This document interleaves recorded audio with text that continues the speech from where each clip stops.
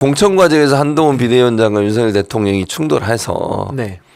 지금은 이제 이번에 첫 번째는 어쨌든 뭐 분석이 약간 다양하더라고요. 일부 분들은 한동훈 비대위원장이 승리했다라고 주장하는 분도 네. 계시고 어떤 분들은 윤석열 대통령이 제압을 했다라고 얘기하는 그렇죠. 분도 계시고 신인기 변호사는 어떻게 보세요? 근데 그게 이제 다양한 스토리가 좀 섞여 있는데 네. 각자 유리한 부분만을 떼서 보면 그런 효과가 나요. 예를 들면 한동훈 위원장이 대통령의 당무 개입을 공개적으로 인정해 버렸잖아요. 그렇죠.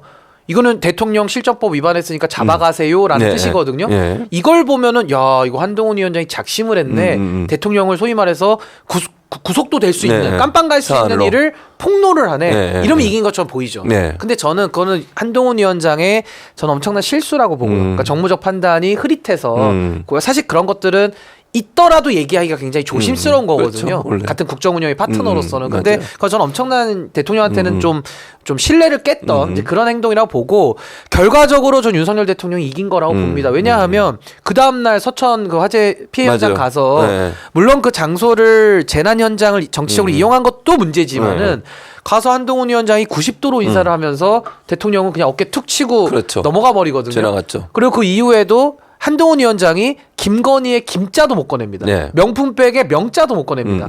그러고서 기자들이 물어보면 아 저의 지난 발언으로 가름해 주세요라고 그렇죠. 그렇게 자꾸 얘기하죠. 가름을 해요. 네, 맞아요. 그러니까 이거는 입장을 못 낸다는 것은 들이받은 것도 아니었던 거고 그냥 본인의 그 용기 없음 비겁함 이게 지금도 계속 드러나거든요.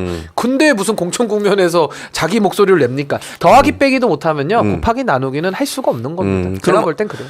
그러면은 한동훈 비대위원장 쪽으로 줄을 대거나 한동훈 비대위원 쪽에 줄을 서는 사람들은 공천이 어려울 거다 이렇게 조금 보세요? 어렵다고 보고요. 윤석열 대통령 쪽이 주도권은 지겠으나 그렇다고 100을 다 할 수는 없겠죠. 네, 뭐 네. 일부 뭐 10에서 20% 정도는 뭐 비대위원장이니까 조금 의사를 반영하는 전 그 정도로 타협이 될 거라고 보는데 그렇다고 해서 앞으로 갈등이 없지는 않을 겁니다. 왜냐하면 또다시 한동훈 위원장의 미숙함 때문에 또 오해를 사는 발언을 할 수 있거든요. 또 김건희의 김자를 비슷하게 꺼냈다가 네. 대통령실이 또 경노하는 이런 충돌은 저는 앞으로는 좀 한두 번 있지 않겠나 근데 예상합니다. 총선 전에 만약에 말씀하신 것처럼 한두 번의 충돌이 또 일어나게 되면 그때는 한동훈 비대위원장이 계속 버틸 수 있을까요? 근데 이제 안 버틸 수는 없을 것 같아요. 왜냐하면은 선거라는 걸 앞두고 있고 이건 어쨌든 공당의 대표이기 때문에 여기서 또 나가버리면 당이 또 흔들려 버리잖아요. 그럼 또 그 책임을 한동훈 위원장이 다 짊어져야 됩니다. 그래서 저는 끝까지 버틸 거로 보고요. 또 두 분이 대화가 안 되는 사이라고는 안 보여요. 오히려 대화가 너무 잘 돼서 문제지. 이 두 분이 특수부 검찰을 오래 했거든요. 그렇죠. 뭐 박영수 특검 사단에도 같이 네, 있었고 네, 서울중앙지검 뭐 대검에서도 반부패 부장으로 호흡을 맞췄기 때문에 그리고 법무부 장관까지 같이 있잖아요. 그렇죠. 그러니까 이분들이 누구보다 대화가 잘 되는 분들이라서 요 정도 조율은 충분히 해낼 것 같다 생각이 듭니다. 근데 이제 윤석열 대통령이나 김건희 여사 입장에서 보면 배신감이 좀 크지 않을까 하는 생각이 들어요. 늘 그러니까 자기 밑에서 가깝게 동훈아 이렇게 불렀을 거 아니에요. 네. 예전에 그러니까 공직에 들어오기 전까지는 그런 사람이 뒤통수를 쳤다라고 생각을 그렇죠. 하면 그 배신감이라는 게 일반적으로 배신을 느끼는 것보다는 훨씬 더 크지 않겠어요? 그 한 번 깨진 네. 컵에는 네. 물을 담을 수가 없는 거죠. 그러니까 이미 둘 사이에는 제가 지금 말씀드린 거는 현실적으로 필요하니까 임시봉합으로 그냥 가는 거고 윤석열 대통령이 많은 부분에 있어서 역할을 할 것이다라는 예측이고 둘 사이만 놓고 보면 네. 이미 신뢰관계 깨졌죠. 그건 누가 깼느냐? 한동훈 위원장이 깼죠. 왜냐하면 그날 기자들의 질문에 대해서 대통령실에서 이관섭 실장 사퇴 요구했습니까? 왔습니까? 그랬더니 한동훈 위원장이 왔는데 네. 인정을 하고 내가 거부했습니다. 그렇죠. 이렇게 얘기를 그렇게 해버렸거든요. 그러니까 대통령의 당무 개입이라고 하는 거 아마 민주당이 고발도 지금 하는 걸로 알고 네, 있는데 맞아요. 여기에 대해서는 저는 따져볼 부분이 매우 많다. 왜냐하면 우리 공직선거법이나 국가공무원법에는 대통령 정치적 중립 맞아요. 규정하고 있고 위반했을 때 처벌하고요. 그렇죠. 박근혜 대통령 심지어 공직선거법 네, 위반으로 맞아요. 처벌받았거든요. 그 처벌을 주도했던 분이 두 분이잖아요. 그럼 그때 당시 처벌 사례가 총선에 2군데 여론조사를 좀 돌려서 좀 유리한 사람 보내겠다는 건데 이거는 비대위원장을 갖다 흔들었기 때문에 네. 과거에도 대통령이 경선에 개입한 거 정당법 위반 소지가 있는 건데 네. 그거는 뭐 이미 다 좀 지난 얘기니까 네. 차치하더라도 네. 이 사안에 대해서는 저는 당무 장악에 대해서 전 당연히 형사처벌을 받을 수밖에 없다. 저는 그렇게 봅니다. 그러니까.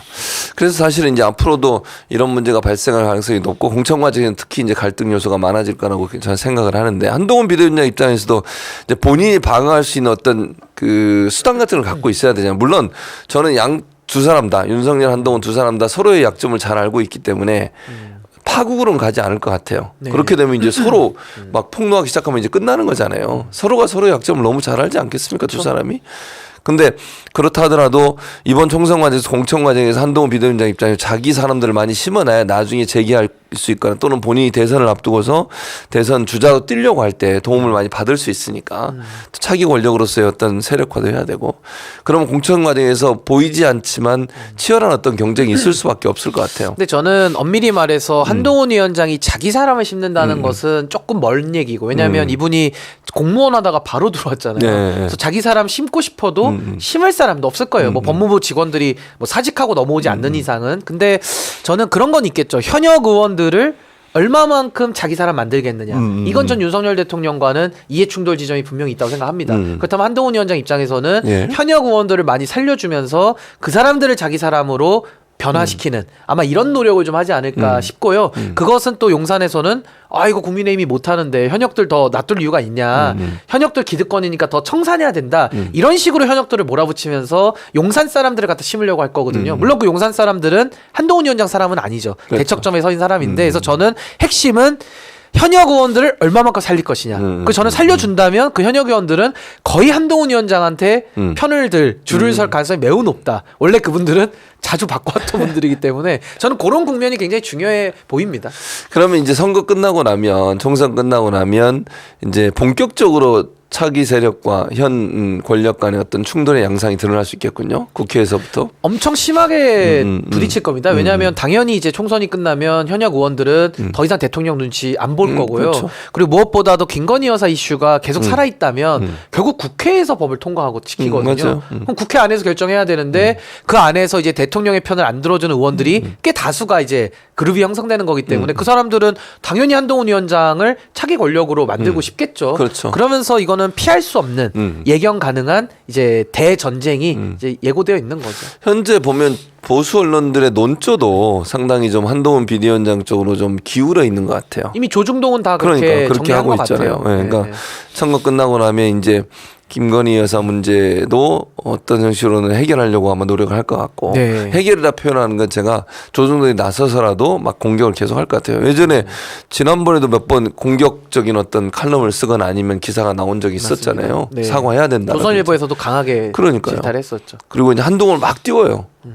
셀카 이런 거 띄우고 셀카를 뭐 와이셔츠도 띄우던데요. 뭐 옛날에 뭐 본 것 같은데 뭐가 멋있다고 하면서 아니 뭐 미의 기준은 각자 다르기 때문에 뭐 아무리 멋있는 사람도 제가 싫으면 네, 뭘 해도 그렇죠. 꼴 보기 싫은 것도 뭐 있는 그렇죠. 거예요. 네, 근데 맞습니다. 뭐 조선일보는 열심히 띄우던데 근데 아니 앵커님 말씀하신 네, 대로 네. 조중동이라고 하는 보수의 주류 언론들은 지금 이제 한동훈 위원장 그러니까 네, 소위 말하는 그쪽으로. 차기 권력 쪽으로 줄을 댄 맞아요. 것 같고요. 그런 것 뭐 같아요. 국민일보나 이런 다른 또 약간 네, 여타 네, 신문들은 네, 네. 아직도 대통령실에 대해서 조금은 좀 힘을 실어주는 이러면서 약간 언론사들도 좀 논조가 좀 갈리는 것 같은데 저는 이게 논조인지도 잘 모르겠어요. 왜 언론사가 정치들을 하려고 그러니까, 이러는지 맞아요. 언론 자체의 문제 아닌가 저 그렇게 맞습니다. 생각합니다. 그러니까 언론사들은 특히 이제 뭐 조중동이나 이런 데는 자기들이 대통령 만든다고 생각하는 경우도 많아요. 그러니까 자기들도 최고위 한다고 생각할 거예요. 아침마다. 문제가 심각하죠. 문제가 사실은. 심각해요, 심각하죠. 사실은. 네, 그러니까 언론이 그런 태도로 보이는 것은 대단히 부적절하죠. 그러니까 공정하고 객관적으로 보도하고 국민의 관점에서 보도를 해야 되는데 그렇지 않은 점은 이거는 정말 언론이 개혁해야 되는 중요한 그러니까 이유죠. 국민들의 눈가기가 되는 게 언론인데 맞아요. 그리고 국민들의 입이 돼줄 수도 있겠죠. 민심을 전달하니까요. 근데 지금은 권력을 지키기 위한 권력자를 수호하기 위한 맞아요. 때로는 권력자의 눈가기를 가리기 위한 그렇죠. 안대처럼 네, 귀마개처럼 맞아요. 쓰임받고 있기 때문에 언론의 본질과는 매우 동떨어진 매우 잘못된 지금 언론 행태다. 저는 비판받아 마땅하다고 그렇죠. 봅니다. 맞습니다.